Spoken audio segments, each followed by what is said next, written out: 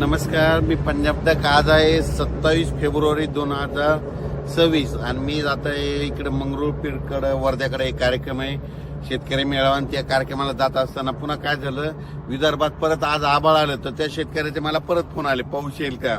तर विदर्भातल्या सर्व शेतकऱ्याला सांगू इच्छितो की वर्धा, नागपूर, भंडारा, गोंदिया, चंद्रपूर, यवतमाळ, वाशिम, हिंगोली, बुलढाणा, अकोला, अमरावती, चंद्रपूर, दर्यापूर या सर्व शेतकऱ्यांना सांगू इच्छितो की आणखीन आज आणि उद्याचे दिवस आभाळ येणार आहे, पाऊस काय येणार नाही. त्याच्यामुळे काही चिंता करू नका. तुम्ही तुमचा हरभरा काढू शकता, गहू काढू शकता, कांदे काढू शकता. सध्या आता वातावरण नाही, 1 तारखेच्या नंतर एकदम मग वातावरण निरभ्र होईल, मग आकाशामध्ये ढग देखील दिसणार नाही 1 मार्चच्या नंतर. पण सध्या फक्त थोडं ढगाळ आहे, त्याच्यामुळे काही चिंता करायची गरज नाही, पाऊस काय येणार नाही. म्हणून हा अंदाज विदर्भातल्या शेतकऱ्यांनी सर्वप्रथम लक्षात घ्यायचा. त्याच्यानंतर सर्व शेतकऱ्याला सांगू इच्छितो की आता 20 मार्च पर्यंत म्हणजे 20 मार्च 2026 पर्यंत तुम्ही तुमचे हरभरे काढू शकता. जवळपास आता 20-25 दिवस कसला पाऊस काय येणार नाही, त्याच्यामुळे हा अंदाज लक्षात घ्यायचा. फक्त 7-8 तारखेला काय होईल, थोडं कोकणाकडे थोडं ढगाळ वातावरण राहील, मग तुम्हाला वाटेल पाऊस येतं का नाही, तर ती काही पाऊस येणार नाही. त्याच्यामुळे काही चिंता करायची गरज नाही.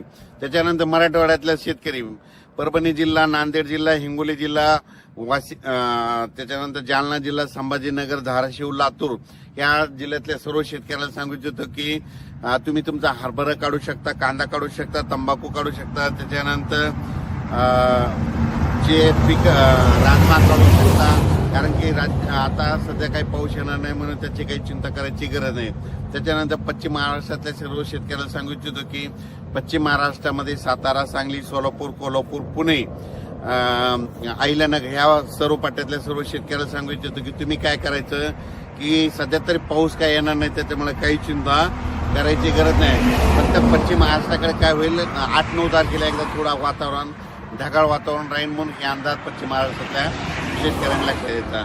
उत्तर महाराष्ट्र, नंदुरबार जिल्हा, धुळे जिल्हा, नाशिक जिल्हा, मुंबई, त्याच्यानंतर अहिल्यानगर, जळगाव या पट्ट्यातल्या सर्व शेतकऱ्याला सांगू इच्छितो की तुमच्याकडे सध्या आणखी आज उद्या दिवस 28 फेब्रुवारीपर्यंत ढगाळ वातावरण राहील. 1 मार्चच्या नंतर ते ढगाळ वातावरण देखील निरभ्र होईल, पाऊस काय येणार नाही. त्याच्यामुळे काही चिंता करायची गरज नाही. तुम्ही तुमचा कांदा काढू शकता. म्हणून हा अंदाज सर्व शेतकऱ्यांनी लक्षात घ्यायचा.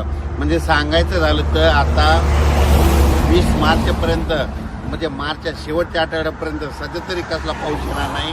त्याच्यामुळे तुम्ही तुमचा कांदा काढू शकता, हरभरा काढू शकता, गहू काढू शकता. वीट उत्पादकासाठी आनंदाची बातमी, पाऊस काय येणार नाही.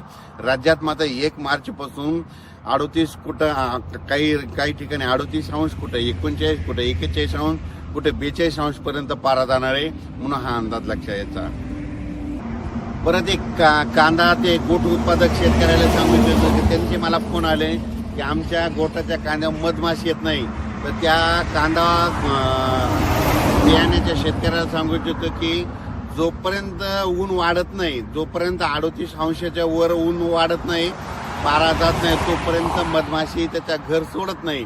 मग आता काय होणार आहे, 1 मार्चपासून 40-41 अंशापर्यंत तापमान गेल्याच्या नंतर मधमाशी मग काय करते, पाण्याच्या शोधात जाते. म्हणून आता गोटाच्या कांद्यावर माशी यायला सुरुवात होईल, मधमाशी यायला सुरुवात होईल.